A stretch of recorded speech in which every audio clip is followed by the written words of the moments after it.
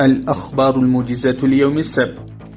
قال المتحدث الرسمي باسم إمارة أفغانستان الإسلامية: تصريحات المسؤولين الأمريكيين حول عدد عناصر داعش في أفغانستان غير صحيحة، حيث تم قمع خوارج داعش. إن اهتمام المسؤولين الأمريكيين بهذا الأمر وتضخيمه يعتبر مساعدة وحملة دعائية لداعش والتي تجب إيقافها.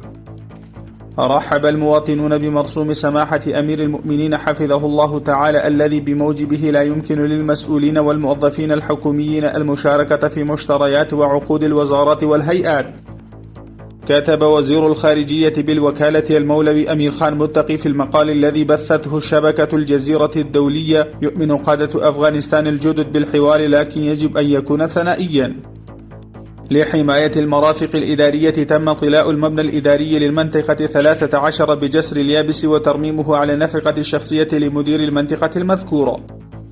صرحت وزارة الدفاع الوطني إن الفريق الفني للواء الثاني المكون من 203 فيلق المنصور أعاد ترميم 41 آلية عسكرية مدمرة ومعطلة.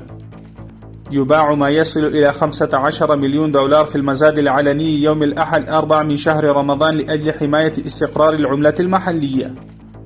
في الأسبوع الماضي من 26 حوت إلى 3 من شهر حمل تم نقل 123,672 طنا متريا عبر سكة حديد أفغانستان.